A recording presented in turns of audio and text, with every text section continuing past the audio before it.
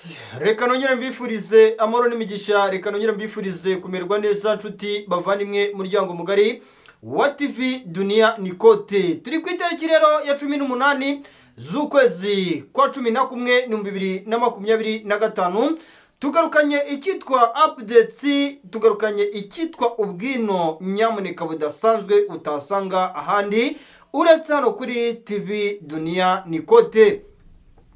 Ni byinshi rero tugarukanye nabyo. Intambara ikomeje kugenda ihindura isura mu burasirazuba bwa Repubulika Demokarasi ya Kongo, ariko nanone ubwumvikane igisirikare cya FDNB aricyo gisirikare cy'u Burundi biravugwa, ndetse kandi biremezwa yuko imikoranire iri hagati yacyo n'igisirikare cya FARDC ishobora kuba yahagarara mu gihe gitoya.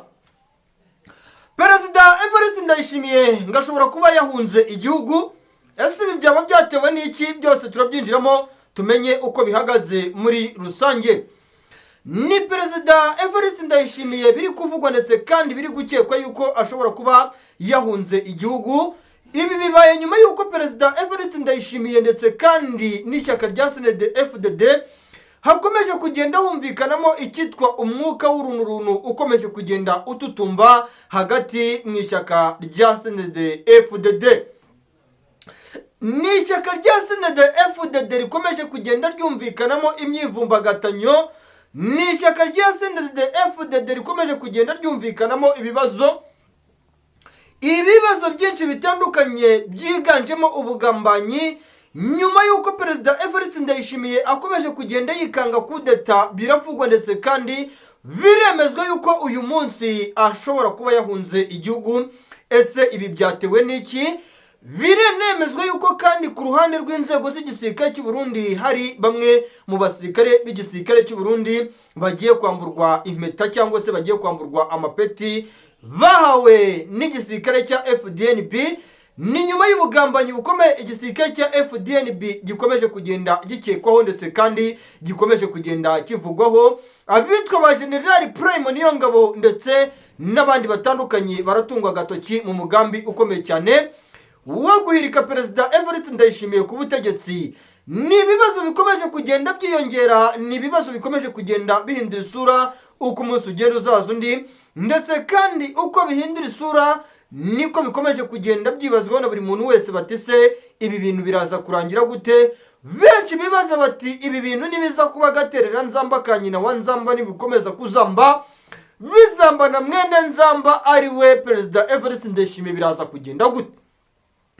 Turaza kwikoza ahitwa Rutana abaturage basakasatswe, ndetse n'ahitwa za Ruyigi ni abaturage basakasatswe mu gihugu cy'u Burundi bari gushinzwa yuko bashobora kuba bafite intwaro bagize gutya rwose ngo baryamyeho. Ni mu gihugu cy'u Burundi icyitwa intambara ikomeje kugenda itekerezwa, ndetse kandi ikomeje kugenda ikekwa. Ni nyuma yuko umutwe wa Tabara urwanya ubutegetsi bw'igihugu cy'u Burundi biri kuvuga yuko ukomeje kugenda utera intambwe ukorana n'icyitwa umutwe wa Tabara usanzwe uzwi urwanya ubutegetsi bw'igihugu cy'u Burundi. Ni mu gihe kandi ibi byose bikomeje kugenda biba mu gihugu cy'u Burundi, ishyaka rya cndd rivuga yuko ngo bamwe mu badede bagenzi ba Perezida Ndayishimiye, ngo Perezida Ndayishimiye ngo abizi neza yuko bahari bafite n'umugambi wo kumukura ku butegetsi, ariko nawe akavuga yuko akomeje kubaka ingamba z'ubwirinzi cyane ku ruhande rw'ishyaka rya cndd rikomeje kugenda rikekwaho byinshi. Nyamuneka turaza kwikoza ahitwa muri Cibitoke mu mujyi wa Bujumbura, icyitwa umutekano ukomeje kugenda ukazwa cyane. Ni umujyi wa Bujumbura ahitwa za Cibitoke, icyitwa abaturage bakomeje kugenda bagira gutya umunsi ku munsi. Uko umunsi ugenda uzaza undi mu masaha n'ijoro, buri rugo rukisanga ruriho umusirikare. Bivuga yuko mu gihugu cy'u Burundi ibintu byakomeye ndetse kandi byahinduye isura. Ni igihugu cy'u Burundi kandi bivuga yuko inzego zitandukanye, inzego z'umutekano, icyitwa imbonerakure, abaturage bakomeje kwandikira Perezida Ndayishimiye bamusaba guhagarika ubufatanye buri hagati ye n'icyitwa imbonerakure, ariko perezida Evariste Ndayishimiye bikavuga yuko ibi byose akomeje kugenda abiterera iyo, avuga yuko ngo ubufatanye hagati y'icyitwa Redita Apruta, hagati y'icyitwa imbonerakure na leta y'igihugu cy'u Burundi butagomba guhagarara. Ibi bibaye nyuma yuko ngo icyitwa imbonerakure zikomeje kwishingikiriza yuko zahawe uburenganzira na perezida Evariste Ndayishimiye. Icyitwa imbonerakure zikaba zikomeje guhungabanya, kubabaza bya hafi abaturage bakomoka ngo mu bwoko bw'abatutsi mu gihugu cy'u Burundi, bakomeje kubabazwa cyane n'ubutegetsi bw'igihugu cy'u Burundi. Ibi bibaye nyuma yuko abaturage b'igihugu cy'u Burundi abenshi muri bo bakomeje kuvuga bati twebwe perezida Evariste Ndayishimiye icyitwa ingengabitekerezo y'ivanguramoko yimitse cyane binagaragara muri guverinoma ndani ya ndani. Ibi ni ibintu bigomba guhagarara kuko ibintu bikomeje kuzambonetse kandi bikomeje no guhindura isura uko umunsi ugenda uzaza undi mu gihugu cy'u Burundi. Ni mu gihe kandi tukiri muri Bujumbura cyangwa muri situwasiyo y'umutekano, nyamuneka situwasiyo y'umutekano, abaturage barenga 67 ku butaka bw'igihugu cy'u Burundi mu mujyi wa Bujumbura bafunzwe bazira gucumbikira bamwe mu baturage bakomoka muri Kongo, by'umwihariko abanyamurenge, nyuma y'uko leta y'igihugu cy'u Burundi yihanangirije abaturage b'igihugu cy'u Burundi bababwira yuko batemerewe gucumbikira bamwe mu banyamurenge bakomoka muri Sud Kivu, muri misozi y'Iminembwe. Ni nyuma y'uko abanyamurenge bakomeje kugenda bashinzwa kwifatanya bya hafi n'umutwe wa Reditabara urwanya ubutegetsi bw'igihugu cy'u Burundi. Turabyinjiramo ndani ya ndani, tujyane ku ruhande rw'icyitwa abaturage b'igihugu cy'u Burundi. Ku ruhande rw'icyitwa abaturage b'igihugu cy'u Burundi bakomeje kuvuga yuko ngo nubwo bashinzwa kuba bari kwifatanya n'umutwe wa Reditabara, kuba bafitanye ubufatanye n'umutwe wa Reditabara, ngibi perezida Evariste Ndayishimiye ari kubishingira kuri bamwe mu bafite imiryango yahungiye mu bihugu byo hanze. Bamwe muri abafite imiryango yahungiye mu bihugu byo hanze bikavugwa yuko aribo bakomeje gutungwa agatoki mu gukorana n'umutwe wa Reditabara. Dusubiranamo kandi ibi bintu tubijyanamo neza, mbibutsa yuko abashinzwe gufatanya n'umutwe wa Reditabara biratangazwa kandi biremezwa yuko benshi muri bo ngari abakomoka mu bwoko bw'abatutsi bakomeje gushinjwa gushyigikira umutwe wa Reditabara. Bikanavugwa yuko abenshi muri bo ngari abakomoka mu Burundi bafite imiryango yahungiye mu bihugu byo hanze bya hano muri Afurika y'Iburasirazuba no hanze ya Afurika y'Iburasirazuba. Akaba ari nayo mpamvu perezida Evariste Ndayishimiye ari guca akabogi cyangwa ari gushaka inzira yose ishoboka agaragariza abaturage yuko mu gihugu cy'u Burundi harimo umutekano muke cyangwa se ibintu bikomeje gukomera, bikomeje kumubana agaterera nzamba ka nyina wa nzamba wa mwende nzamba perezida Evariste Ndayishimiye. Nyamuneka ibi byose turabyinjiranamo rero. Imisozi ahitwa za Mwange, imisozi ahitwa za Kavimvira, imisozi yahitwa za Kiriba, imisozi ya za Runingo, igisirikare cy'u Burundi cyamaze kwishyitamo abasirikare. Ni nyuma y'uko bivuze yuko ahitwa Rugogo muri Shabunda abasirikare b'Abarundi bamaze gufata umwanzuro wo gukuramo impuzankano zabo bakirukanyira mu bice byinshi bitandukanye byo muri Sud Kivu. Nyamuneka ibi byose tubyinjiranemo neza, tujyane mu misozi yahitwa za Warikare. Aha ndagukoza ahitwa Ishunga, nkugarure Impafi, nkugarure Nyamiyanda, aho Abarundi bari kwisuranamo na za Wazalendo n'abasirikare b'Abarundi bamaze kwanga gukora icyitwa advance, n'abasirikare b'Abarundi bamaze kwanga gukomeza kwataka uruhande rw'umutwe wa 23 muri Warikare. N'abasirikare b'Abarundi 2386 bari bateguye kwinjira mu isatire ya Pinga bari kumwe n'abacancuro b'Ababiligi n'abacancuro bakomoka muri Amerika y'Amajyepfo baba Blackwater. Abasirikare b'Abarundi bamaze kwanga kwegera muri ibyo bice. Byatewe n'iki? Byatewe n'uko ngo abasirikare b'Abarundi ku mirongo y'imbere ku rugamba Evariste Ndayishimiye ngo yamaze gusa naho abatangamo igitambo. Perezida Evariste Ndayishimiye ngo yamaze gusa naho abatangamo igitambo asa n'aho abagurisha, bikavuga yuko ku rugamba abasirikare ba FARDC bari gutererana abasirikare ba FDNB.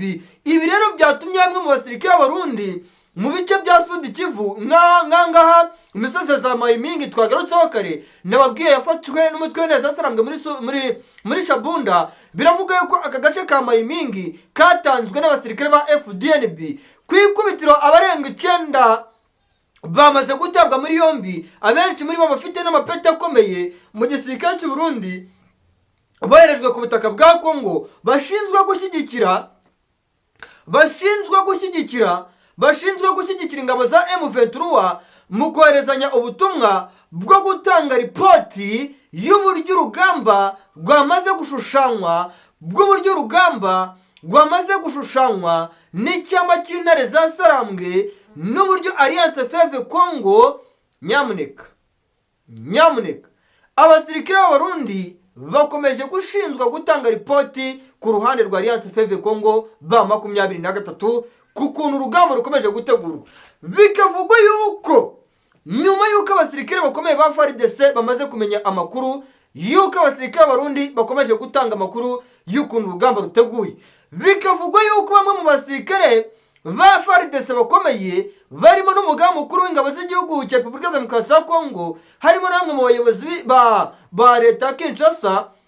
Bikavuga yuko bakomeje guterwa agahinda bikomeye n'uburyo abasirikare b'Abarundi bakomeje kugenda batanga ripoti y'uburyo urugamba rwateguwe, dore yuko operasiyo nyinshi ibyinshi muri byo biri gutegurirwa mu gihugu cy'u Burundi. Bikanavugwa yuko indege iri mu bwoko bwa CH4 drone iherutse kuraswa ngo yari yatanzwemo ubutumwa amasaha iri buhagurukire muri Bujumbura, igahita yerekeza mu misozi yo muri Kongo, igahita ikubitwa inshuro n'uruhande rw'umutwe w'intare za Sarambwe. Bikavuga yuko ari nayo mpamvu ibitero by'indege za FARDC aka kanya byamaze guhagarara, nyuma yo kumenya yuko ibi bitero by'indege za drone bagabaga ahitwa za Rugezi na za Mikenke, indege zaturukaga Bujumbura zamaze guhagarara nyuma yuko bamwe mu basirikare b'Abarundi bari gutanga ubutumwa, bari gutanga amakode n'amakode, bari gutanga n'amasisiteme. Bikavuga yuko ari nayo mpamvu sisiteme z'ikibuga cy'indege cya Bujumbura Mayekondada International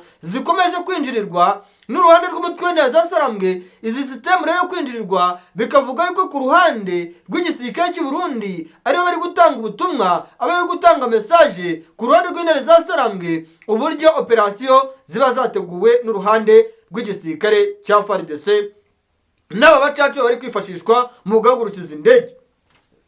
Ntambara ikurikiyeho ni intambara y'igisirikare cy'u Burundi n'igisirikare cya FARDC biri kwisubiranamo. Benshi baribaza bati rero iyi ntambara yatangiye ubwisubiranamo hagati ya FARDC n'igisirikare cy'u Burundi iraza kurangira gute? Ko bivuga yuko ibi bintu byateye inkeke, byatumye uwitwa Perezida Ndayishimiye aka kanya ataryama adasinzira. Aka kanya nawe ufite ikibazo cyo kwibaza ati ibi bintu ndaza kubigenza bite, ndaza kubigenza ne ko bikomeje kunzambana, ko bikomeje kumbera ikibazo gikomeye cyane uko umunsi ugenda uzaza undi. Nyamuneka nimwumva nsetse nimukagira ngo mazatse nishimye, nimwumva nsetse nimukagire ngo mba nishimye, ikibi ni icyiza ngakabi gasekwa nk'akeza di. Nyamuneka igisirikare cy'u Burundi nagiye mbabwira mu nkuru zidasanzwe twagiye dukorera kuri kino kinyamakuru, mbabwira nibyo igisirikare cy'u Burundi kivanzemo, mbabwira nibyo igisirikare cy'u Burundi gikoze gufata umwanzuro wo gusinyana amasezerano na Perezida Kisekedi Shirombo wo kumufasha kurwanya umutwe wa 23. Mu gihe umutwe wa 23 wowe wavuze uti twebwe turabizi ibyo leta ya Kinshasa ishaka, turabibona ibyo leta ya Kinshasa iri gukora, twebwe nitujya kwihorera tuzihora mu buryo bwa kinyamwuga. Ubu aka kanya leta y'igihugu cy'u Burundi iri kwikanga yuko umutwe wa 23 ushobora kuba wafatanya na Leta Itabara bakaba bakuraho ubutegetsi bw'igihugu cy'u Burundi. Ibi bintu rero Perezida Ndayishimiye araza kubikemura ati? Nyamuneka arabikemura ati ko byamuzambanye. Niba kuko mu gisirikare cy'u Burundi FDNB bavuga bati abasirikare boherejwe muri Kongo baragendera ku ngengabitekerezo y'ivanguramo. Abasirikare ubwabo nabo bakaza kuvumbura koko iki kibazo gihari, ko Perezida Evariste Ndayishimiye akomeje kohereza abasirikare agendeye ku ivanguramo. Ibyo bintu wongera ubitekerezeho, ushinga agati wongera ushingura kandi wongera ugashingure, ugatunga kuri Perezida Evariste Ndayishimiye, ugatunga kuri Kisekedi Shirombo.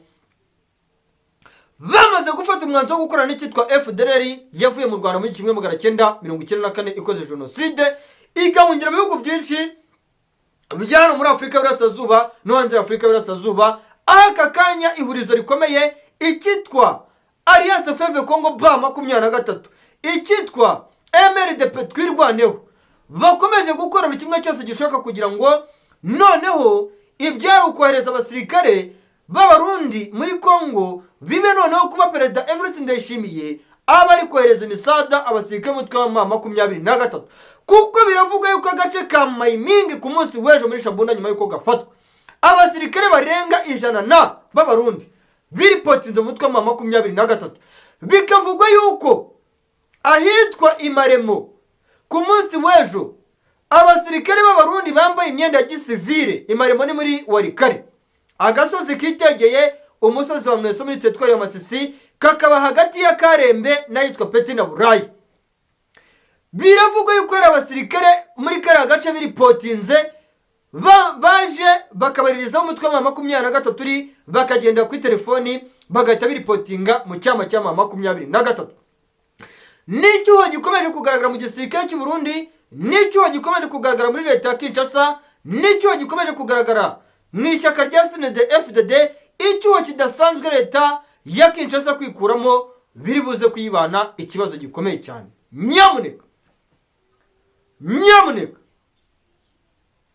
Nyamuneka ibibazo bikomeje kugenda byiyongera, ibibazo byakomeye cyane.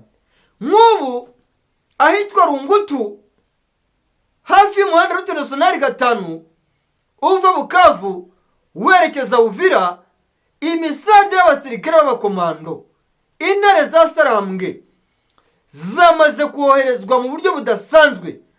Bikavugwa yuko impamvu intare za Sarambwe ahangaha hitwa Rungutu ku muhanda Route Nationale 5 zahazanye abasirikare bamaze kumenya ubwumvikane bukeya buri hagati y'abasirikare ba FARDC bari mu misozi ya za Kiriba, za Kawezi na za Kavimvira, bakomeje kwisuranamo. Ibingibi biri kuba bitewe ngo n'icyuho gikomeye Perezida Evariste Ndayishimiye yashyize mu gisirikare cya FDNB. Icyo cyuho gishingiye kuki? Icyo gishingiye kwivunguramoko ryayogoje igisirikare cy'u Burundi, cyayogoje leta y'igihugu cy'u Burundi. Aka kanya Perezida Evariste Ndayishimiye ari kwibaza icyo cyuho kukivamo bimeze gute.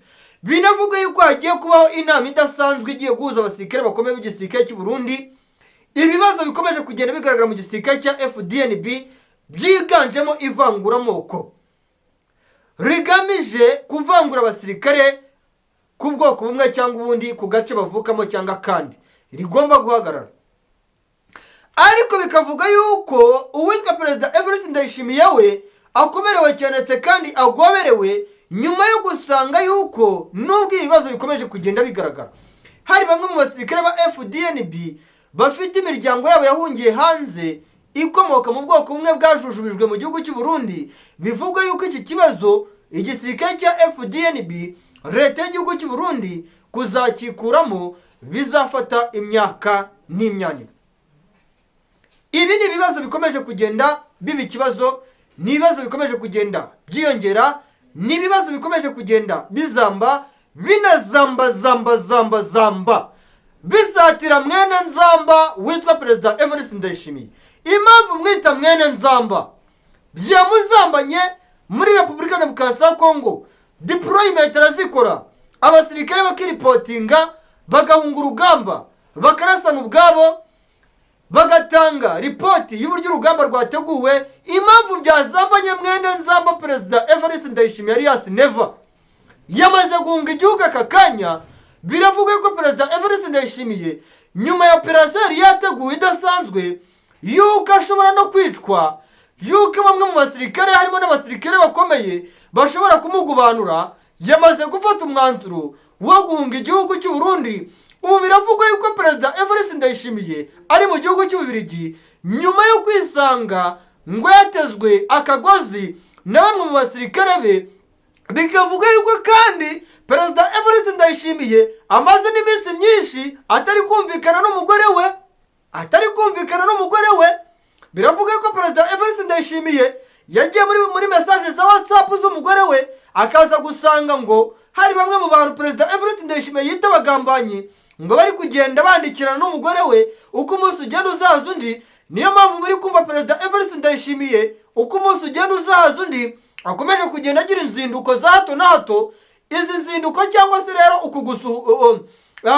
ukugutembera nta kindi kintu kiganje. Noneho biravugwa yuko ngo Perezida Evariste Ndayishimiye yateze bisi yamukuye mu gihugu cy'u Burundi ikamwerekeza mu gihugu cya Tanzania, atabwiye umugore we ahagiye, atabwiye abasirikare be ahagiye. Biravugwa yuko yajyanye n'abasirikare bagera kuri 3 nyuma yuko Perezida Evariste Ndayishimiye ngo amaze iminsi ataryama adasinzira, ibibazo byaramubanye ibibazo n'ibibazo. Ariko nyamuneka reka mbifuriza amahoro n'imigisha bikomoka kuri Nyagasani, uwayavuga niyo yarangiza. Mukomeze mugire amahoro, impagarike n'ubugingo mu mitima yanyu. Mbibutse ko mu gihugu cy'u Burundi ibintu bikomeje guhindura isura. Mbabwira nti niba utarakora subscribe kugira ngo icyitwa reporter risasi na majeruhi ku bibazo bikomeje kugenda bigaragara mu gihugu cy'u Burundi, ku makuru adasanzwe no mu karere ka Afurika y'Iburasirazuba, uri gucikanwa cyane. Murakoze cyane inshuti z'akadasohoka.